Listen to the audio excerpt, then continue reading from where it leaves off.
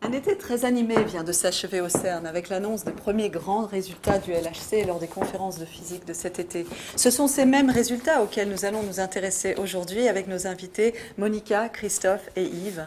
Nous allons parler du Higgs-boson, du boson de Higgs en français, du modèle standard, mais aussi de supersymétrie et de particules qui semblent être un peu pressées. François vous a préparé une minute d'apprentissage sur la matière noire et Stéphane, comme d'habitude, nous emmène en voyage quelque part à travers le CERN. D'ailleurs, François, Stéphane, vous venez me rejoindre? Oui, Alain, nous testons actuellement une nouvelle technologie d'accélération. Nous voyageons à environ 0,0000003% de la vitesse de la lumière. Nous approchons de l'absorbeur de faisceau. Et nous arrivons tout de suite. Juste après le générique.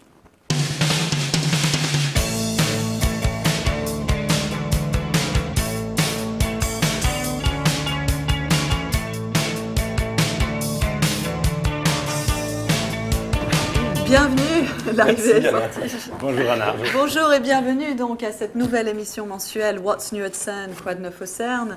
Bienvenue à vous Yves, Monica, Christophe, donc merci d'être avec nous aujourd'hui. Vous êtes tous les trois physiciens des particules au CERN, vous travaillez sur le LHC. Le LHC qui fonctionne maintenant à des énergies inédites depuis plus d'un an et demi.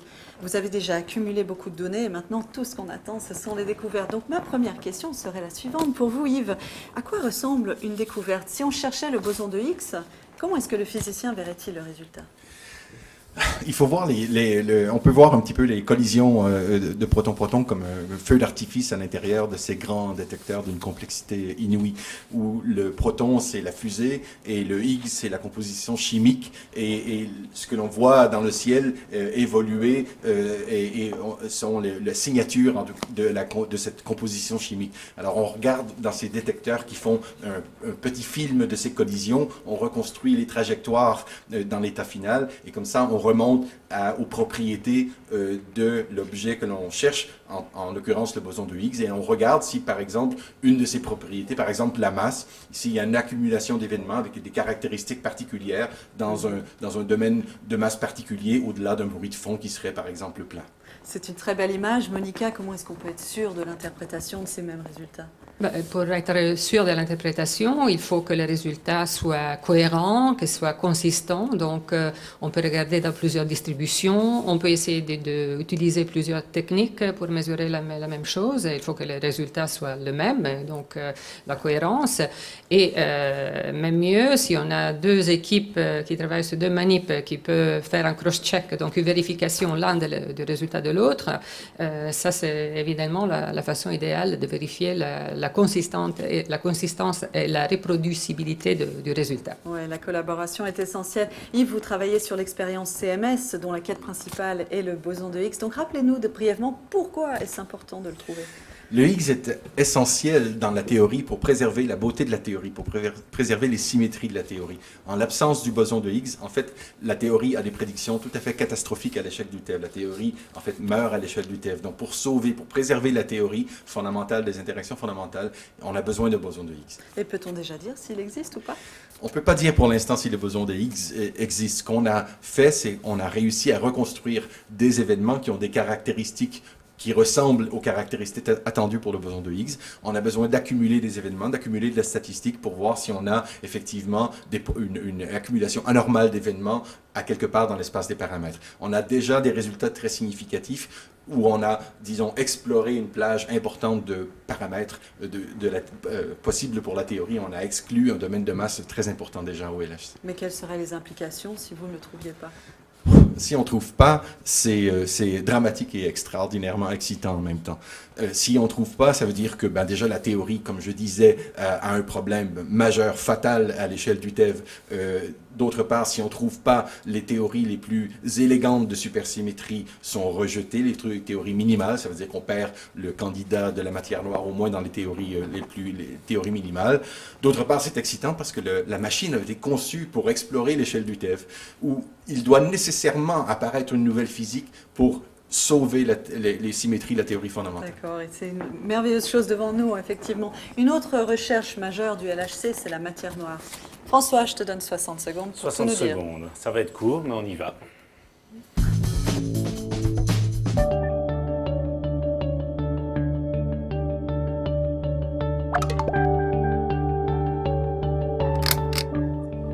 Lorsque l'on observe les galaxies autour de nous, on constate que les étoiles en périphérie de celles-ci tournent beaucoup plus vite que ce que la loi de la gravité avait prédit.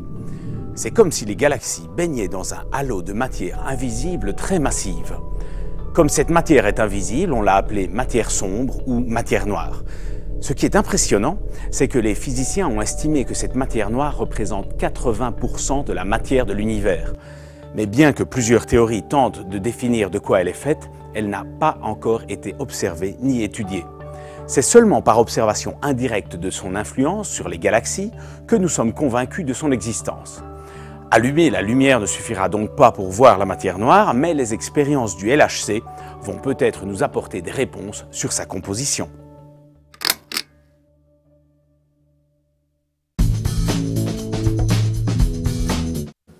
Donc Christophe, vous travaillez pour l'expérience Atlas, également en quête du boson de Higgs, mais aussi d'autres particules dont certaines sont candidates à cette matière noire. Parmi elles, il y a les particules supersymétriques. Pouvez-vous nous expliquer comment on peut trouver des particules qui sont justement indétectables? Alors effectivement, les particules supersymétriques, la plus légère d'entre elles pourrait effectivement constituer la matière sombre. Alors en fait, cette particule, elle est invisible pour nous, elle ne laisse aucune trace dans le détecteur. On la détecte simplement par ce qu'elle emporte de l'énergie de la collision avec elle. Et donc, on va se retrouver avec moins d'énergie que ce que le LHC avait injecté au départ dans la collision. Donc, on va identifier cette particule par le manque d'énergie à l'intérieur de la collision. Donc, c'est en fait ce qu'on utilise principalement pour trouver ces particules invisibles. Donc, pour l'instant, ces particules supersymétriques sont de l'ordre de l'hypothèse. L'équipe est allée rencontrer John Ellis, célèbre théoricien, qui nous dit tout sur la supersymétrie. La supersymétrie est une très belle théorie qui pourrait en principe résoudre beaucoup des problèmes qui sont laissés ouverts par le modèle standard. Par exemple, ça peut aider le boson de Higgs à faire son job de donner des masses aux particules, ça peut expliquer la matière noire, ça pourrait aider à unifier les interactions fondamentales et ça joue un rôle fondamental dans la théorie des cordes. Donc, pour les théoriciens, c'est une théorie très très attirante. Mais, jusqu'à maintenant, avec les résultats de l'été, le LHC n'a pas trouvé signe de la supersymétrie. Est-ce que ça veut dire que les particules supersymétriques sont plus lourdes? Est-ce que ça veut dire que la supersymétrie se cache d'une manière qu'on n'avait pas prévue? On ne sait pas. Mais de toute façon, on va continuer la recherche de la supersymétrie en allant aux masses plus élevées et en regardant d'une autre manière.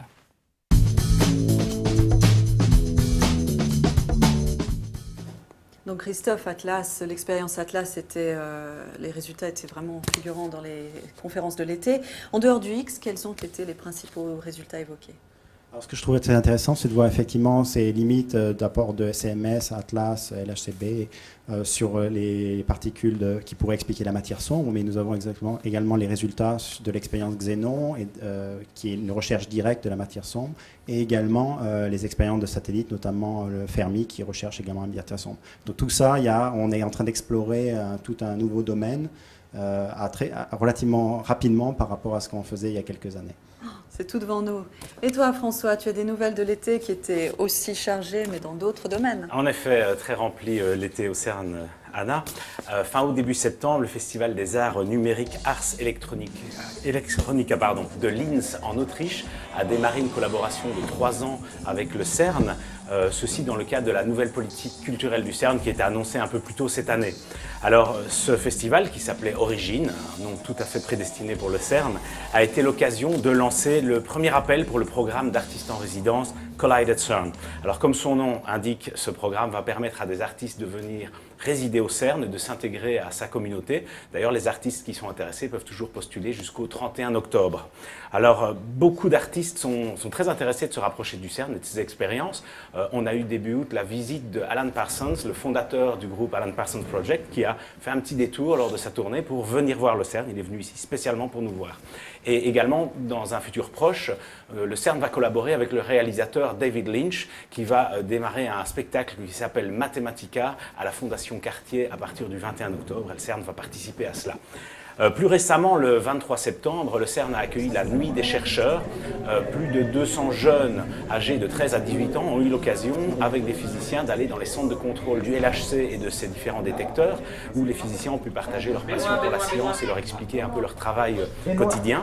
Les parents qui accompagnaient ces jeunes ont pu participer à un café scientifique, on pouvait poser des questions. Donc cela fait partie d'un plus gros projet qui s'appelait donc la Nuit des chercheurs dans toute l'Europe, donc géré par l'Union européenne, la Commission européenne, et il y avait des événements dans plus de 320 villes. Et ensuite, finalement, le 16 septembre, le CERN a confirmé qu'Israël, qui était déjà observateur du Conseil du CERN depuis 1991, est devenu État membre associé du CERN. Donc cela illustre l'actuelle expansion du CERN bien au-delà des frontières historiques de l'Europe. Merci beaucoup François. Monica, l'expérience LHCb, elle aussi, a été sur les agendas des conférences d'été. Donc LHCb se penche plutôt sur les différences entre la matière et l'antimatière en regardant le Beauty Quark ou B-Quark. Et les résultats sont déjà solides. Qu'est-ce que pouvez-vous nous dire de plus? D'abord, je peux dire que les gens de l'HCB sont extrêmement contents parce que l'expérience marche très très bien. Ce n'était pas du tout évident d'arriver à avoir des résultats aussi beaux et propres et convaincants. Et c'était effectivement, nous avons démontré qu'avec la statistique que nous avons accumulée jusqu'à maintenant, qui est toute petite par rapport au programme du LHCb, la précision que nous avons obtenue sur des canaux de branchement qui sont très supprimés, très, très petits dans les modèles standards, et qui pourrait être influencé par la nouvelle physique est énorme et supérieure à la précision obtenue par d'autres expériences aux États-Unis et au Japon qui ont travaillé pendant des années et des années. Et donc ça, c'était un résultat remarquable qui est très apprécié par la communauté scientifique en général. Tout à fait. Vous avez parlé du modèle standard, donc, qui, entre autres, décrit l'ensemble des particules qui constituent la matière. Est-il toujours valable? Malheureusement, je pense que oui. Donc, le LHC est en train d'essayer de vraiment stresser le modèle, faire des stress tests du modèle standard, mais jusqu'à maintenant, nous n'avons pas trouvé de déviation par rapport à cette théorie qui nous accompagne depuis des années. Merci beaucoup. Stéphane, où nous emmènes-tu? Eh bien là, je vais me téléporter dans un bâtiment très spécial du CERN qui abrite de nombreux éminents physiciens. Suivez-moi.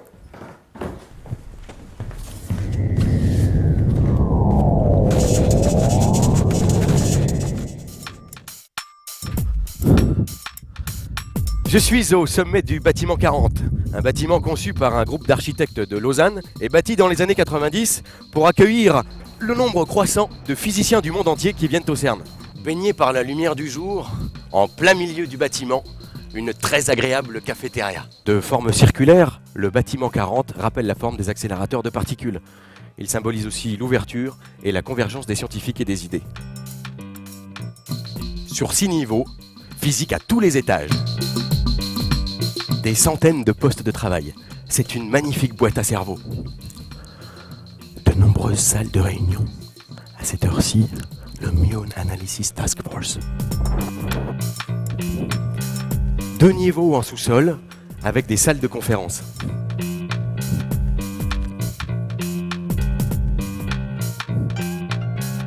A tout de suite, Anna.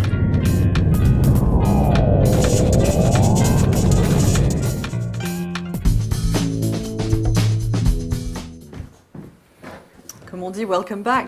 Le CERN est régulièrement présent dans les médias et le vendredi 23 septembre, il n'aura échappé à personne la nouvelle extraordinaire concernant des mesures qui indiqueraient des particules qui vont plus vite que la vitesse de la lumière. Et oui, Anna, pour une fois, les neutrinos, qui sont des particules insaisissables, n'auront échappé à personne. Pour rappel, l'expérience Opera, qui se trouve en Italie, observe des neutrinos qui sont envoyés depuis le CERN à 732 km de distance. Et très récemment, les physiciens de Opera ont mesuré des neutrinos qui allaient très légèrement plus vite que la vitesse de la lumière, ce qui est impossible d'après la théorie de la relativité. Alors pendant des mois, ils ont fait des recherches pour trouver où était l'erreur dans les mesures, les modèles, leurs appareils, mais ils n'ont rien trouvé. Alors ils ont appelé à la rescousse la communauté scientifique internationale pour que cette communauté scientifique revérifie leurs résultats et trouve où était la faille.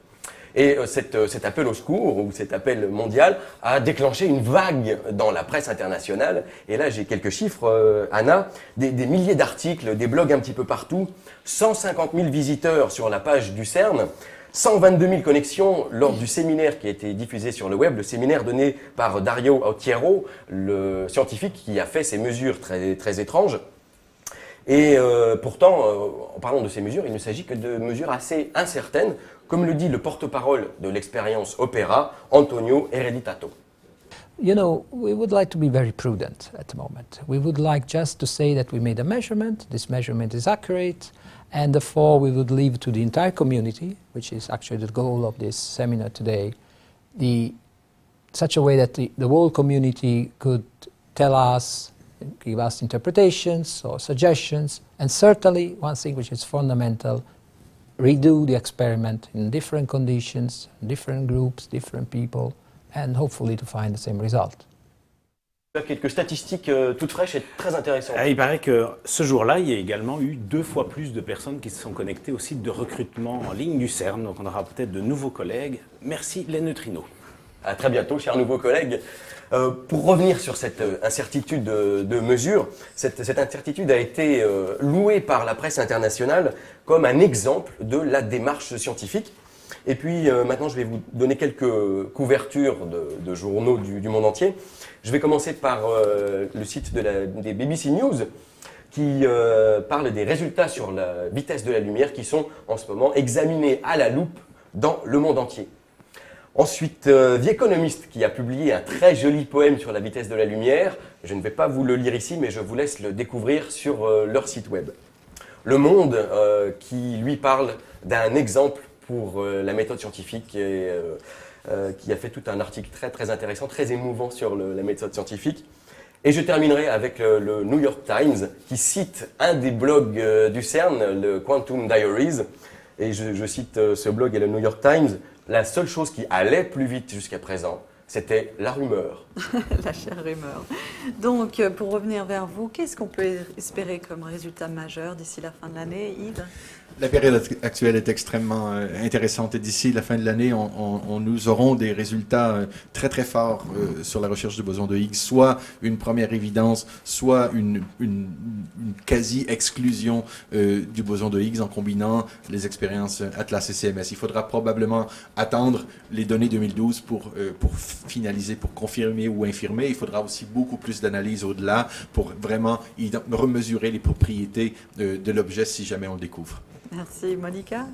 LHCb est une expérience de précision, donc nous allons continuer nos mesures de précision avec une statistique plus large, avec un nombre de canaux explorés plus large, et nous espérons de trouver des signes de déviation par rapport au modèle standard, et ça peut arriver n'importe quand, c'est difficile de dire. Qui sait ?